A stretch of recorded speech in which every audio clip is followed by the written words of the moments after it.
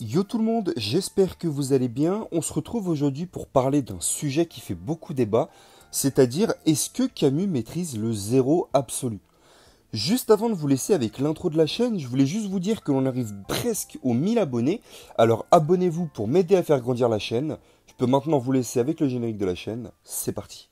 抱きしめた心のカオスも熱く燃やせ奇跡を起こせ傷ついたままじゃいないと誓い合った遥かなジンガレインとシェイヤー毛がさすファンタジーそうさ夢だけは誰も奪えない心の翼だからセイントセイヤー少年は皆 La première chose dont on va parler, c'est déjà le zéro absolu en lui-même. Qu'est-ce que c'est déjà que le zéro absolu? Le zéro absolu, c'est lorsque la température atteint les moins 273,15 degrés Celsius. À partir de cette température, toute activité atomique cesse. Maintenant que l'on a défini ce qu'était le zéro absolu, on va mentionner le degré à partir desquels les armures perdent leur fonction protectrice. Pour les armures de bronze, elles les perdent à partir de moins 150 degrés Celsius, celles d'argent à partir de moins 200 degrés Celsius, et les armures d'or à partir de moins 273,15 degrés Celsius, c'est-à-dire le zéro absolu. En ce qui concerne le froid dans Senseiya, il y a quelque chose d'assez important et d'assez intéressant qui n'est pas forcément compris par tout le monde, c'est qu'est-ce qui se passe lorsque deux guerriers qui maîtrisent la glace s'affrontent. Eh bien en fait, en réalité, c'est très simple et expliqué dans l'œuvre elle-même. Le vainqueur d'un combat entre deux pouvoirs de glace, c'est tout simplement celui qui est le plus proche du zéro absolu, c'est-à-dire celui qui est capable de faire souffler le vent le plus froid. C'est un type de combat qui est assez différent et assez original puisqu'on ne le voit pas énormément dans la série.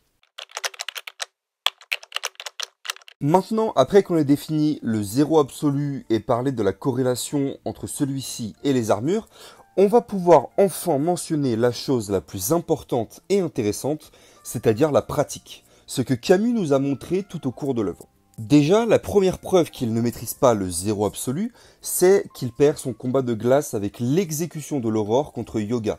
Dans ce combat, Yoga réussit à surpasser le froid de Camus, qui est déjà très proche du zéro absolu. Et si Camus a perdu, c'est uniquement que Yoga a réussi ce que Camus n'a jamais réussi à faire, c'est-à-dire atteindre le zéro absolu, qui est la température ultime du froid. Ceci est une première preuve qui montre qu'il ne maîtrise pas le zéro absolu, puisqu'il est surpassé sur son pouvoir de glace. Si Camus maîtrisait le zéro absolu, il ne serait pas mort et aurait fait parfaitement jeu égal avec Yoga, qui dans ce combat utilise le zéro absolu, notamment grâce à l'éveil de son septième sens. On va donc maintenant passer à un sujet qui fâche, et je sens que je vais avoir pas mal de commentaires en ce sens, c'est-à-dire son combat contre Shaka avec les deux autres renégats. Et à mon avis, il y a une incompréhension qui se trouve ici de la part de certaines personnes. Pour rappel, dans le manga et non l'anime, Camus réussit à geler le genou de Shaka après qu'il ait réussi à esquiver Excalibur. Le premier point que je voudrais évoquer, et c'est souvent une raison que j'entends, c'est qu'il serait devenu plus fort. Alors, pourquoi il aurait eu un power-up alors qu'il était censé être mort? Ça n'a absolument aucun sens puisqu'il n'a pas pu s'entraîner alors qu'il est mort. Donc il n'a pas pu recevoir de power-up ou de puissance supplémentaire. Ce n'est ni le cas pour Shura, ni le cas pour Saga, donc je ne vois pas pourquoi ça aurait été le cas pour Camus, tout simplement. Le second point que je voudrais évoquer, c'est le degré de gel qu'il inflige à Shaka lors de son combat avec les deux autres renégats. Pour rappel, Camus ne maîtrise pas le zéro absolu, puisqu'on l'a vu juste avant, mais il en est très proche. Ce qui se passe à ce moment, c'est tout simplement qu'il est suffisamment proche du zéro absolu, au point qu'il puisse infliger un gel partiel sur la jambe de Shaka. Lors du combat, Camus utilise la poussière de diamant sur la jambe de Shaka, mais c'est uniquement son genou qui est gelé et pas sa jambe au complet. Ça montre donc que son froid n'a pas désactivé l'armure entière, mais seulement une petite partie qui lui a permis de geler localement son genou. Son froid n'implique donc pas une annulation complète d'une armure d'or, mais simplement une annulation qui permet de geler partiellement. Vous l'aurez donc compris, Camus ne maîtrise pas le zéro absolu, même s'il en est très proche, et c'est prouvé tout au long de l'œuvre.